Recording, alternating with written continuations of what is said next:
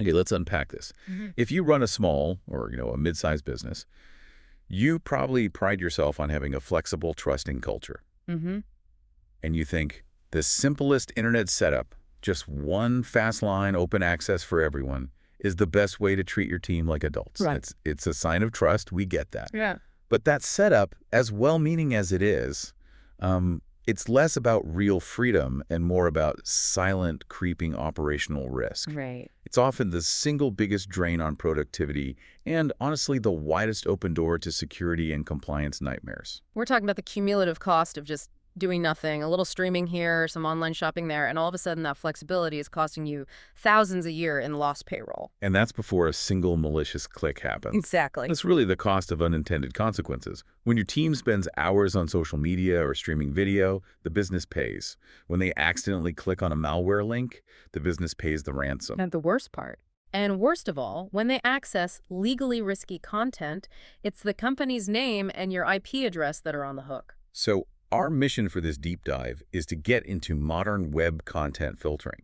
We want to show you how this technology has, well, it's evolved. It's not the clumsy old firewall anymore. Not at all. It's a refined, policy-based tool that strikes the right balance between professionalism and trust.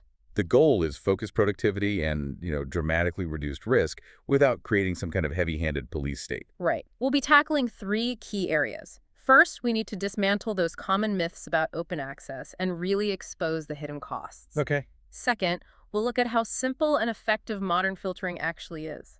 And finally, we'll detail how this balanced approach gives you a triple benefit: better security, less legal exposure, and recapturing all that lost work time. Let's start right there with that pervasive SMB mindset. Why do so many companies skip filtering even when they know the risks are out there? It usually boils down to 3 core, but really misguided assumptions that we see all the time. Okay, what are they? The first one is, we trust our people, so we don't need restrictions. The trust argument. Right. The second is, we're too small for hackers to care about us. Which is a huge myth. A catastrophic one. And the third is, filtering is it's complicated, it's expensive, and it's just going to annoy everyone. That trust is admirable, but it ignores human nature, doesn't it? And the modern threat landscape. And when you operate under those assumptions, 3 bad things start to happen. The first is productivity.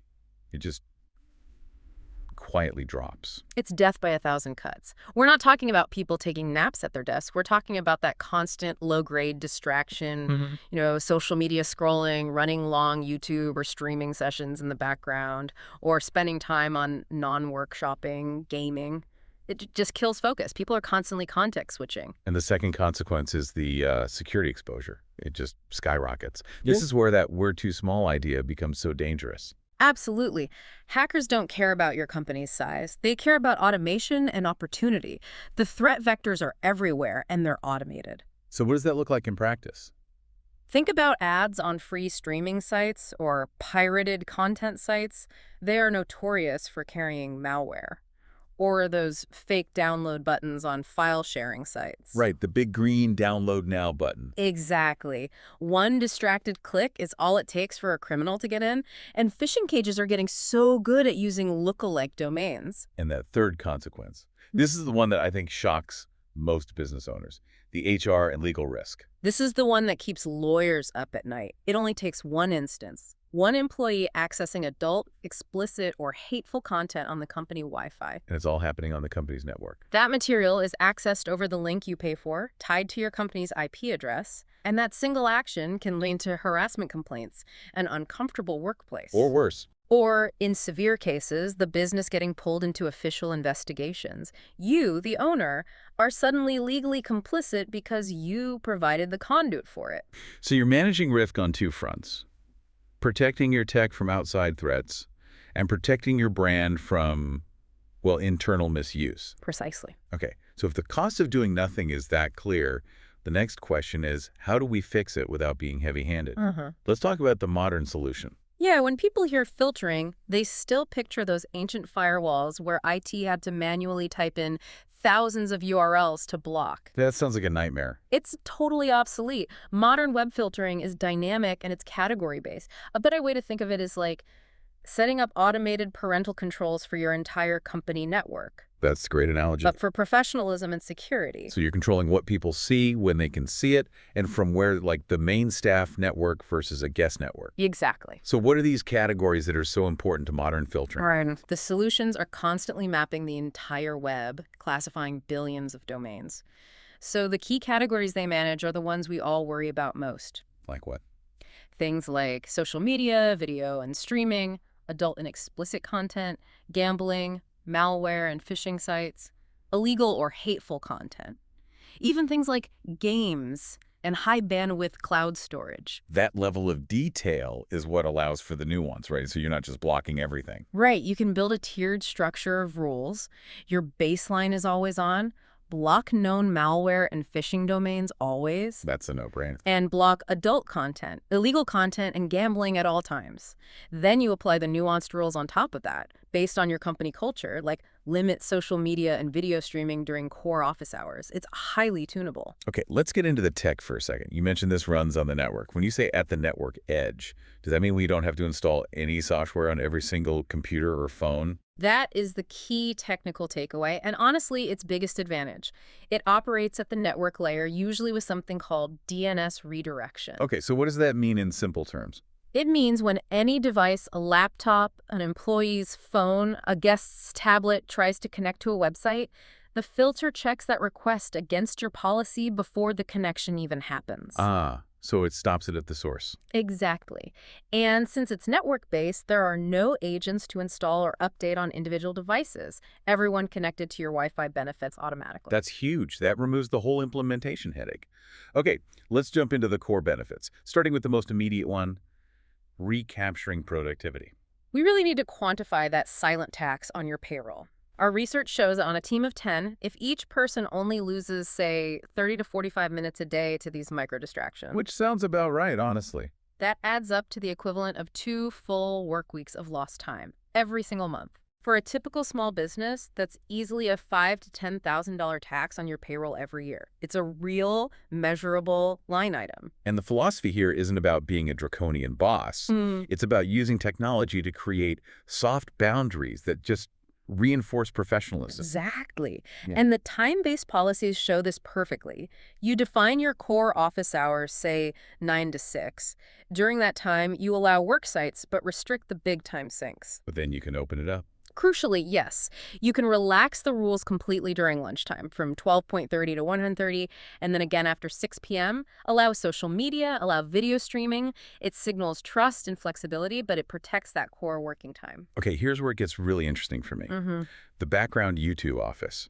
Why is that specific thing so much more toxic to productivity than just a quick scroll on social media? It's all about the context switching cost. If you have just 3 people on a 10-person team who keep a background stream running, even with low volume, they are constantly being prompted to switch tabs, check the next recommended video, click a new playlist. Every single one of those switches breaks their concentration. And it can take up to 20 minutes to fully get back into a complex task they were doing. That's incredible. So by just limiting that one category streaming during core hours, you eliminate that constant voluntary derailment. You do. And the beauty is, you can still whitelist specific domains you need for work, training platforms or vendor webinars. It's surgical, not a blanket ban. It's just about limiting the personal noise during focus time. Precisely. Now let's pivot to the really dangerous half of this story. The sites that aren't just distracting, but genuinely perilous. This is benefit number 2. Reducing catastrophic security and legal risk. But hold on, doesn't my robust antivirus software already catch, 99% of that malware? Yeah. Why do I need this extra layer? That's a great question, and it gets to the vital difference between endpoint and network security. Your antivirus, your endpoint security, is reactive. What do you mean? It checks the file after it's been downloaded, or it checks the script after it tries to run on the machine. Content filtering is proactive. It blocks the connection to the bad site entirely before your browser even finishes loading the page. So it's like preventing the delivery truck from ever even pulling up to your house. That's a perfect analogy. If the network filter knows a site hosts malware or is a phishing page, it just kills the request instantly. This prevents that initial page load, which is often all it takes to trigger a drive-by download or trick a user. Can you give us a specific real-life scenario of how that plays out? Sure. Think about the malicious ad scenario. An employee is a bit distracted. They visit a free streaming site for a sports game. A banner ad pops up that seems harmless, Right. but that ad contains malicious code or redirects to a fake download player update pop-up. That one click delivers malware designed to steal browser passwords or company credentials. By blocking the entire category of risky streaming, that whole chain of events just never happens. And on the legal and HR side, the stakes are just as high. They are. The most damaging scenario is evidence collection.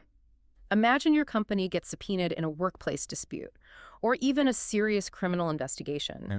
and you realize the content logs from your company Wi-Fi are now being used as evidence because someone was accessing illegal material on your connection. By blocking adult, illegal, and hate content categories always, you can demonstrate to any regulatory body that you took reasonable, responsible steps. Let's ground this in a few quick real-world examples so our listener can really see how this applies. Sounds good. Scenario 1. The small accounting firm. They've got, say, 12 people, and they're handling extremely sensitive client tax data. High stakes. Very high.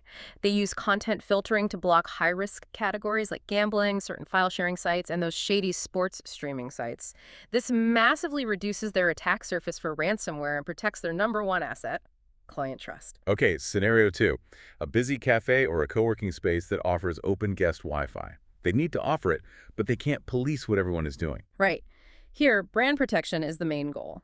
They apply a specific policy just for the guest network that rigorously blocks adult, illegal, and hate content, along with known malware sites. But they can cover themselves. Exactly. It allows the owner to honestly say, we provide an open connection, but we take reasonable steps to prevent offensive or dangerous activity.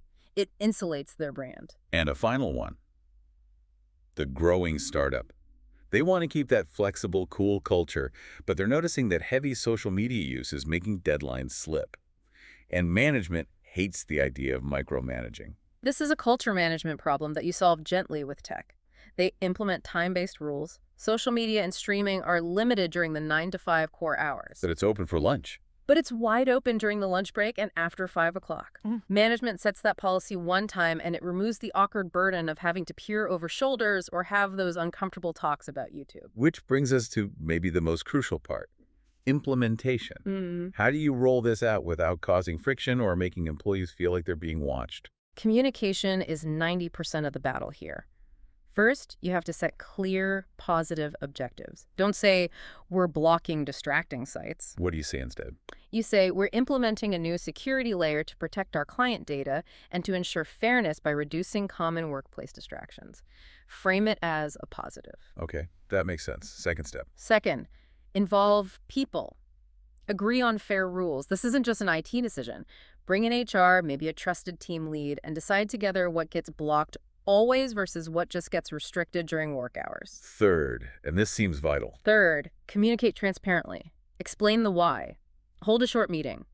Explain that this system works at the network edge to block malware before it can reach their computers. Frame the time-based rules as a way to create a level playing field for everyone. And fourth, I'm guessing, don't go from 0 to 100 on day one. Exactly. Start soft and adjust. Begin by only blocking the absolute no-brainers. Malware, adult content, illegal sites, gambling. Then you can monitor the high-level category reports for a month. If streaming is still a huge productivity drain, then you can tighten the time-based rules. And finally, review and refine. Look at those reports. Get feedback. Yeah. Show the team that the policy is a living document that's there to support them, not just some arbitrary rule from on high. So what does this all mean? The core idea we've established today is that operating with unrestricted internet isn't an expression of modern trust. It's actually an outdated form of risk management. Yeah. And it imposes these silent, very tangible costs on your business in lost time, in avoidable security incidents, and in some really uncomfortable legal exposure. And web content filtering is the modern balanced way out of that trap. It's all about proactive control. It helps keep people focused with soft boundaries. It dramatically reduces malware exposure by being that first filter, and it protects your brand. And this brings us to a final provocative thought for you to explore. If just blocking 1 or 2 known high-risk categories at the network edge like malware and adult content can prevent a huge percentage of drive-by downloads and phishing clicks, what is the true, comprehensive, and potentially devastating cost of inaction for businesses that are still relying only on endpoint security? What